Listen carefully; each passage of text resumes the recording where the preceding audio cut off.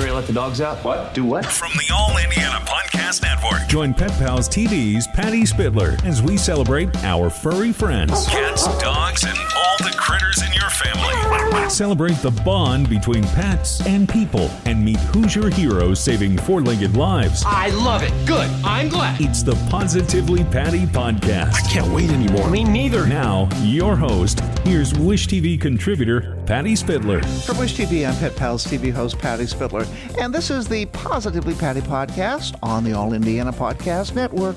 You know that. What you don't know, though, on this episode, we're talking with Jane, Rose, and Sugar. Sugar is a Great Pyrenees, and she's sniffing me right now.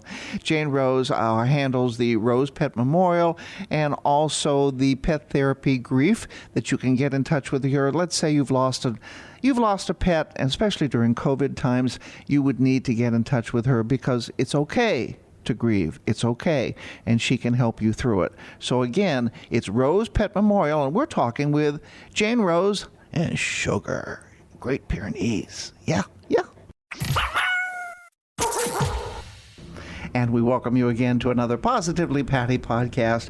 We have some super guests here today, and I'm getting some loving from Sugar and Jane Rose, and she gives me some virtual loving as we're distanced apart. And Jane is the owner of the Rose Pet Memorial Center, yes. Okay. And you also are a certified grief counselor, right? I'm a certified pet loss professional. Pet loss professional.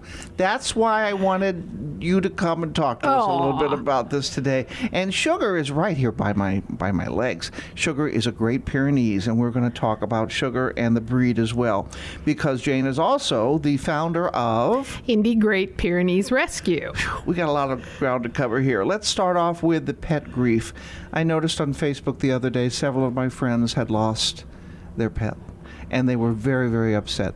Yes. I would also even suggest, even now more than ever, yes, because there's such a part of our lives during COVID. Right. What suggestions do you have for someone who has grief and it's hard to get over? What would you say? Well, actually, grief is something you never get over. It's something that you learn to live with. So you reconcile the loss. And there's no timeline with reconciling grief. Some people can be ready to open their hearts to another pet the next day. Some people may need, years before they can allow a pet in their life.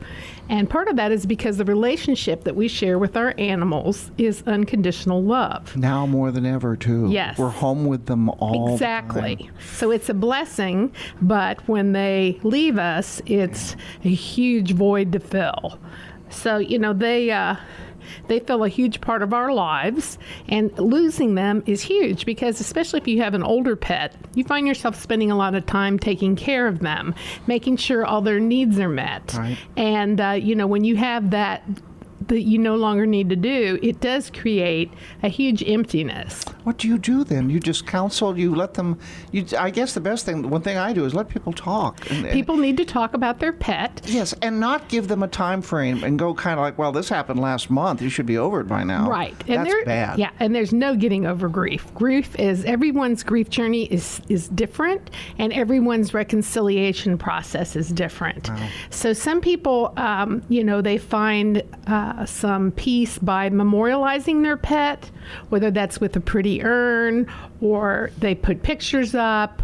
If a home has small children in it, or even if you don't, I recommend you set up a memory table, which is just like a small area in your home where you may have a picture of your pet, their urn if you chose to get their ashes back. Right. Some of their favorite things. And if you have children, you should get them involved by having them draw pictures or write a poem or something like that, and then talking about the pet, because everyone needs to share what importance that animal had in their life. Yeah. Now let me add a personal endorsement here. I was over to see you just about a couple months ago, about 3-4 months ago now. Yes. I lost my 19-year-old former feral kitty, Yes. Mama Kitty, and it was time for her to go. So you gave me her ashes back, and I've got them all lined up behind me in my office, and I can't talk about this one. I still cry, and it's been 6 years. almost 7 years. My Louie. Yes. My Well, he was a Bernese huge Mountain. part of your life. Oh my! Changed my life. Huge part of your life. It saved my life. Exactly. It saved my life. And I still, when I go out and do speaking engagements, people ask me about Louie, and I go, I can't talk about it. I'm going to cry now. It just, and I got lucky. I mean, he was the first dog that was my dog. Right. I grew up with dogs, my dad's dogs, but then I had cats when I was, traveling. But Louie was your dog. But Louie was my... And he was your heart dog. He was my heart. On 4 legs, he was my heart. So I understand. What are you doing? Sugar knows. Now, Sugar is at the facility dog with you? Yes, she's a comfort dog at the Pet Memorial Center. So she and her friend Sam will greet you at the door along with our 2 resident kitties. Yes. And if you don't want to see them, that's fine. I'll send them on break. Oh. But most people really enjoy just having, 2 giant dogs standing there demanding you give them attention. And then Well, you know what? I think she knew I was upset. she does. She came over because She I was does. going to start to cry, and she Yes. came over she's, to me. She's very Oh. intuitive about that. And, this is not something I trained her to do. It's just her.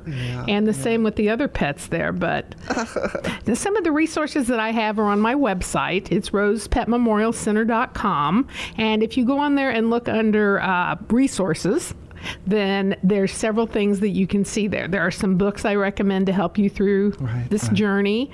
And I also have an online grief support email series that you can do. And you also have a Facebook page, right? We also have a Facebook page, and so you're welcome to post things on there.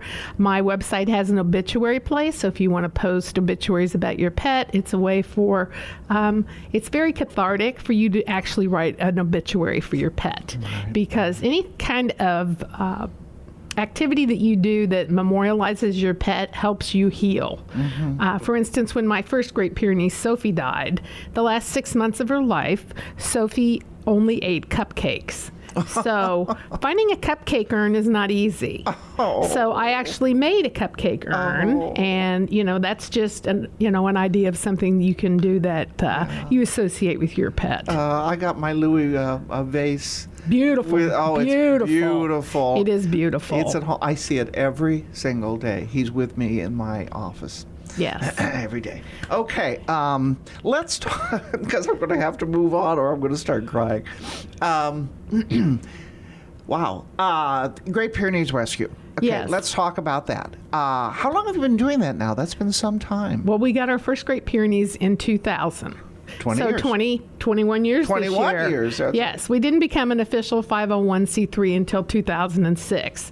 So back in the early 2000s, rescue was a fairly new endeavor. So we just kind of did it, here and there.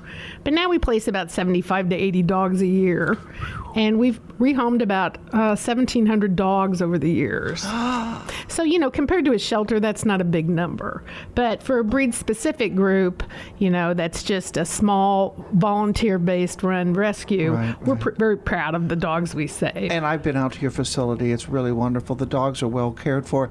And I always say it's a different thing to rescue a Pyrenees or a Great Dane as it is to rescue a little Chihuahua or something. Yes. They're bigger. They eat more. They Yes. need a bigger area to be contained. Yes, and they have got to have bigger a stuff to fence. get picked up. Right? The recycle is large. Oh, yeah, but those are well taken care of. Now, some of the challenges, because I looked at Pyrenees, I just have too many black pants. Yeah. That's the problem. But the Great Pyrenees are wonderful. The breed is wonderful, but there are some challenges, let's say it that Yes, way. there are. If you let them, they'll go and run and go out there are the gates open, I'm going to go out Yes. and look around. So that's one thing you have to be aware of. What else? What else? Well, they bark, and they bark a lot because they were originally bred to protect sheep and goats Yep. from bears and wolves. Yep. So their way to protect them is they don't herd them, but they like to lay there and bark and let everybody know they're on duty. So a lot of the farmers use them today to protect the livestock from coyotes, but they bark at everything. They bark at the wind, they bark at butterflies. Fortunately, they have a nice big deep bark, but if you live in a close subdivision where your neighbors want a quiet area, this is probably not the breed for you. Right. Sugar's very quiet, though. She's quiet. Oh, here. she's a master barker. Oh, she is? Oh, yes. Then Yes. she must She be sings her song every night. Really? Have you seen that thing on Facebook that says, if you want to hear the song of my people, ring the doorbell? Exactly. Big. Okay, so that yes, I did know that they're protectors of small flocks. Also, I do know they like to roam if you'll let them. Yes. Now I'll They have to. shed.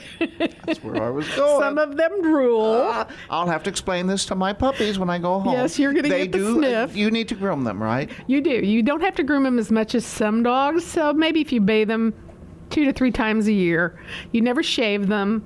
No. And they are what we call the. They are very easy to maintain because if they get dirty, the dirt just dries and falls off their coat. That's what happens with my Bernese. Yes. Same thing. Yeah. They have some oil in their coat, and the dirt just falls off Exactly. in the house. But In your that's house, okay. That's yes. fine. So yeah, they do shed. You're going to have get some white pants, and you'll be just fine. But the good thing is about they're gentle and They're good very with children. gentle. Tell us about that. Yes, they're very gentle. They're very good with children. However, we don't recommend them with households with kids younger than 5. They can also run over them. Well, they do. Yeah. Because if they see something they think they need to bark at, they can mow your 2-year-old down and Yeah. not think twice about it. Right. So, you need to take that into consideration too. They're large.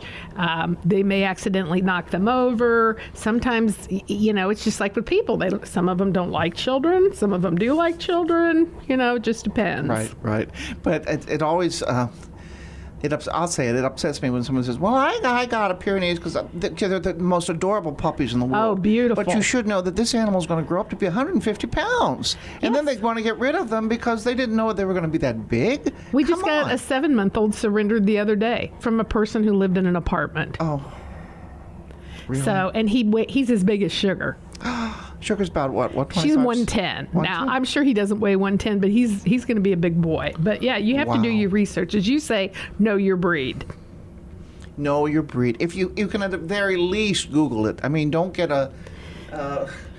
because they have a pretty coat or they're a cute puppy. Know what you're going to get when they're an adult. Exactly. And also, what's the lifespan for a Pyrenees? These guys live 10 to 12 years. Really? Which is longer than most giant breeds, and that's because they have a very slow metabolism. Oh. So they don't eat as much as you would think they do. They typically eat 2 cups twice a day. They may decide they don't want to eat 2 cups twice a day. It's kind of like me, they're large bones. See, Exactly. that's what we say. Yes. Okay. But I don't have the furry coat that they... Oh, do they have an undercoat? They do. They're a double-coated breed, and you Okay, never mine has shave an them undercoat, yeah. because they actually have very light skin, and they can become sunburned, which then they can get skin cancer. So, yeah. That's another reason you don't want to shave them, like shave their tummy or something, because Exactly. then the reflection can cause Exactly. sunburn. Yeah, people don't realize that animals can get sunburned too.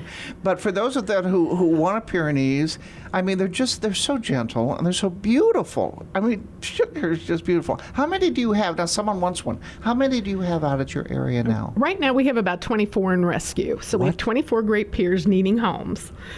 Some of them are special needs. So, they're all posted on our website, igpr.org. And you can go on there and see the available dogs. You can also read our application to see if you meet the requirements if you do want to adopt. That's the other thing. You don't just ship them out. People Right. come in, you have to see them and make sure it's a good fit, correct? Right. So they have to have a vet reference that they pass, and they also have to we're doing virtual home visits during the pandemic, so people send us photos of their home and their fenced area. Mm-hmm. And then once that is done, then they can meet a dog. Yep. Good. And I know some people say, well, they're infringing on my privacy. No, they're trying to make sure that the animal is going to be there for life. You're not going to Exactly. it's not a disposable gift. So make sure it's a good fit and know what you're getting. And she is just adorable. She makes me smile. Of course, I love them all. Okay, back to something else that I was talking to you when we were coming into the studio here. During this COVID and the pandemic, a lot of people are getting pets, and some have realized that, hey, now I don't have the funds to take care of it, and I'm turning it back in. Yes. So you got to make sure, let's say with the Pyrenees, how expensive over the long run? I know at the end of life and the beginning of life, that's when they're most expensive. But Right. what are they? What's the cost? Well, they're going to cost you more than a Chihuahua because their heartworm preventative and their flea prevention is going to run you about $20 a month. Okay. They have very sensitive skin, so you do need to feed them a high-quality food. You need to feed them something typically with salmon in it or a whitefish because that does well with their coat. And a lot of them are allergic to corn or supplements like that other things, additives in the dog food. And I forgot to ask, when does the breed originate? This breed originated in the Pyrenees Mountains between right. France and Spain. Right. And they've been around since 800 BC. They're a very old breed, and they originated from the Mastiff line. So the shepherds would take them up into the mountains in the summertime, and they would stay with the flocks and their shepherd. And then in the late fall, winter, they'd come back down into the villages. And we went to the Pyrenees Mountains several years ago, and really? all the visitors and convention bureaus have little signs up that say, "Beware of the white dogs." Because, you're in their territory. Oh, they may bark at you a little Yes. bit. I have never known, I mean, they're very, very rarely do they attack a person or anything. Exactly. These aren't attack dogs. No. No, they're lovers. And you had said something earlier, and my Stewie's the same way when we were walking in, that they're not big kissers. No, they do. You may get a kiss maybe once or twice a year. But That sounds like my old boyfriend. yeah, which is why he's the old boyfriend. Old. Emphasize the old boyfriend. Oh, well, okay, Jane Rose, again, tell us about the Rose Pet Memorial. How do they get a hold of you if they're experiencing some grief, or maybe they'd like to get some ashes? What should they do? Sure. So we have a website, rosepetmemorialcenter.com. You can go on there and see all of our available services. You can also sign up for your free pet loss grief series, email series, because, with COVID right now, we're just not able to do the in-person pet loss groups that we were doing before. I have been to some of yours, and you put the animal out, in a little coffin, and people can pray or say whatever they want. Whatever they want to do, just to, you need that time, just like with humans. We associate the body with the person, so you need that time for your head and your heart to reconcile. Your head and your heart to reconcile. Jane, you're wonderful. Pyrenees, pet loss support groups, you do it all. When do you have time to take care of your husband? He takes care of himself. Self-sufficient. He's self-sufficient. Okay, well, I endorse and I invite you to get a hold of Jane for a dog if it fits in your family and your lifestyle, or if you need help coming to terms with your grief for the loss of your pet. Jane, thank you. Well, thank you for the opportunity. Jane Rose. All right, we'll be back with more on Positively Patty Podcast. So as we like to say in the business, stay tuned. This has been the Positively Patty Podcast from Wish TV. I'm Patty Spittler. Be sure to follow and subscribe to this podcast. You want to do that. You know you do. And check out our new updates every week. You can also learn more at wishtv.com, and when you follow Wish TV on Facebook, just do it. Discover more pet-friendly stories at PetPalsTV.com, and stay with Wish TV online at WishTV.com, and when you follow Wish TV on Facebook. Be sure to like and subscribe to this podcast and discover more great podcasts from the All Indiana Podcast Network now at AllIndianaPodcastNetwork.com.